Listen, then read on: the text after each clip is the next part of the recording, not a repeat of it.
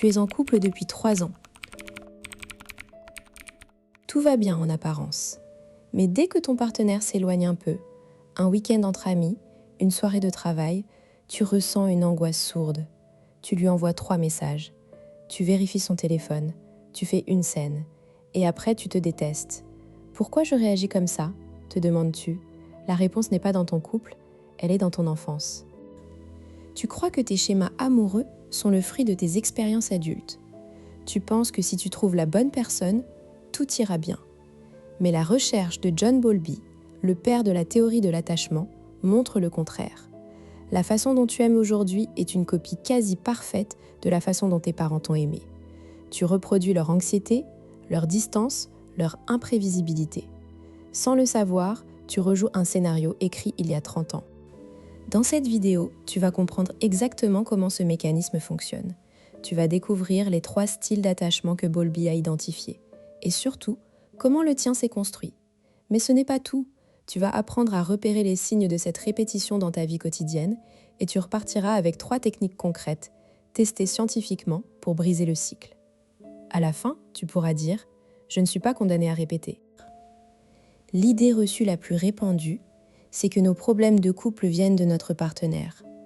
Il est trop distant, elle est trop collante, on ne communique pas. On cherche des solutions dans le compromis, les vacances, les cadeaux. Mais on oublie l'essentiel. Notre façon d'aimer est un héritage. Tu ne choisis pas ton style d'attachement en grandissant. Tu l'absorbes comme une éponge. On te dit souvent, il faut communiquer, sois plus indépendant, lâche prise. Ces conseils sont vides si tu ne comprends pas pourquoi tu es anxieux ou distant. Le problème n'est pas ton comportement, c'est ton système d'alarme interne. Quand ton partenaire s'éloigne, ton cerveau interprète ça comme un danger de mort. Pourquoi ? Parce que quand tu étais petit, l'absence d'un parent était une menace pour ta survie. Ton système d'attachement s'est calibré sur cette absence.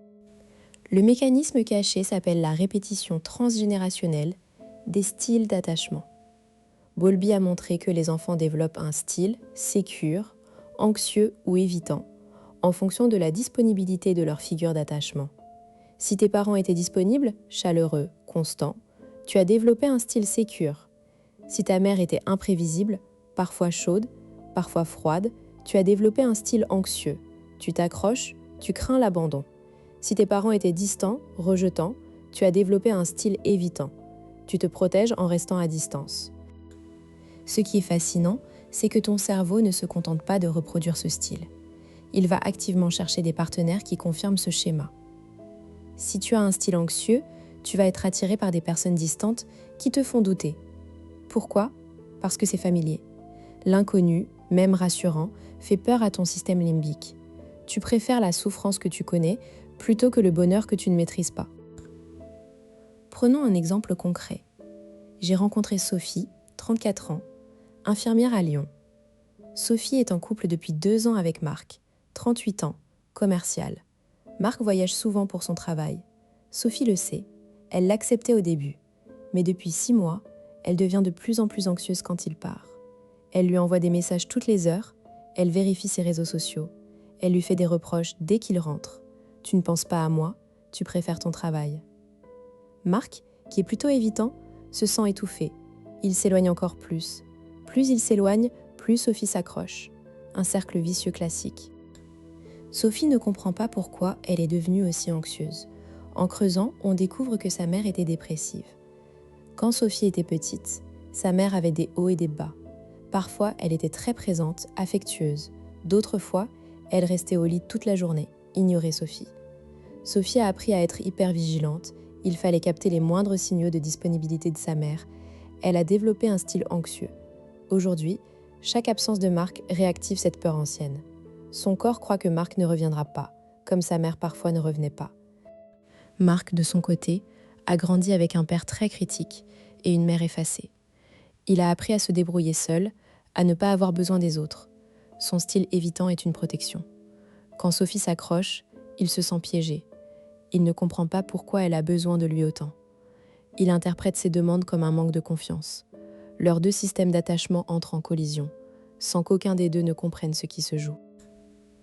Pour sortir de ce piège, La première étape est de repérer ton propre style. Pose-toi ces questions. Quand ton partenaire s'éloigne, que ressens-tu? Panique, colère, indifférence. As-tu tendance à t'accrocher ou à fuir? Te sens-tu souvent trop ou pas assez? Le but n'est pas de te coller une étiquette, mais de comprendre le logiciel qui tourne en toi. Ensuite, observe ta réaction typique. Si ton partenaire ne répond pas à un message pendant 2 heures, es-tu capable de vaquer à tes occupations ou ton esprit commence-t-il à imaginer le pire? Si c'est le pire, tu as probablement un style anxieux. Si au contraire tu te dis « tant mieux, j'ai du temps pour moi » et que tu décroches facilement, tu penches peut-être vers l'évitant. Le style sécure, lui, se caractérise par une confiance de base. Il répond quand il peut et tu ne remets pas en cause votre lien. Comprendre ce mécanisme change tout. D'abord, ça enlève la culpabilité. Tu n'es pas trop collant ou trop distant par choix. Tu as simplement appris à survivre émotionnellement comme tu pouvais. Ensuite, ça change ta vision de ton partenaire. Ses comportements ne sont pas dirigés contre toi. Ils sont aussi le fruit de son histoire. Enfin, ça te donne un levier d'action. Si tu sais d'où vient le problème, tu peux agir sur la cause, pas sur les symptômes. Voyons maintenant la première technique concrète, le dialogue d'attachement.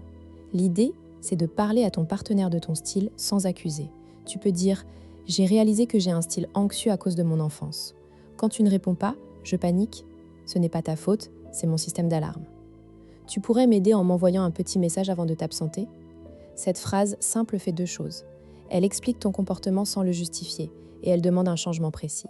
Le partenaire évitant, lui, peut dire « J'ai besoin de temps seul. Ce n'est pas contre toi. Je t'aime, mais si tu me colles, je m'éloigne. Fais-moi confiance, je reviens. » L'important, c'est de verbaliser le besoin derrière la réaction. Deuxième technique, la reprogrammation cognitive. Quand tu sens l'angoisse monter, arrête-toi et identifie la pensée automatique. Par exemple, « Il ne m'aime plus » ou « Elle va me quitter ». Demande-toi, est-ce que cette pensée est factuelle ou est-ce une peur d'enfant? Ensuite, remplace-la par une pensée plus réaliste. « Il a une réunion, il me rappellera » ou « Elle a besoin de temps, notre couple est solide ».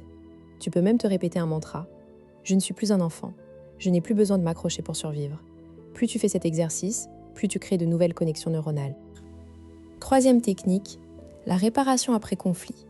Les personnes anxieuses et évitantes ont souvent des disputes qui laissent des traces. La technique de la réparation consiste, après une dispute, à revenir vers l'autre avec une phrase de connexion. « Je suis désolée d'avoir réagi comme ça. Ce n'est pas ce que je voulais dire, j'étais en mode survie. Est-ce qu'on peut repartir à 0 ?» Cette phrase, dite calmement, désamorce la spirale négative. Elle montre que tu es conscient de ton mécanisme et que tu veux le changer. Tu pourrais me dire « Mais je n'arrive pas à parler de ça à mon partenaire, il ne comprendra pas. » C'est une objection légitime. Beaucoup de personnes évitantes rejettent ce genre de conversation. Dans ce cas, commence par toi. Tu n'as pas besoin que ton partenaire change pour que toi, tu changes. Travaille sur ta propre sécurité intérieure. Fais des exercices d'auto-apaisement. La respiration, le sport, les hobbies. Plus tu deviens sécure avec toi-même, moins tu dépendras de la réaction de l'autre. Une autre objection. J'ai déjà essayé de changer, je n'y arrive pas. Le changement est un processus lent. Ton style d'attachement s'est construit pendant des années. Ne t'attends pas à le transformer en 2 semaines, mais chaque petit pas compte. Commence par un comportement. Un jour, ne pas envoyer ce message de trop. Un jour, dire « je t'aime » sans attendre de réponse. Un jour, accepter que ton partenaire ait besoin de solitude sans t'effondrer.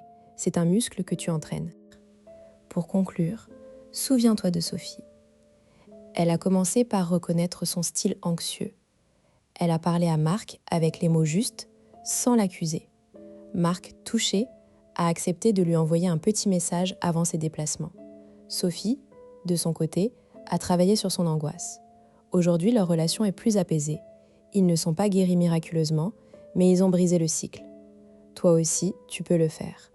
Le premier pas, c'est de comprendre que tu n'es pas ton style. Tu l'as appris. Tu peux apprendre autre chose.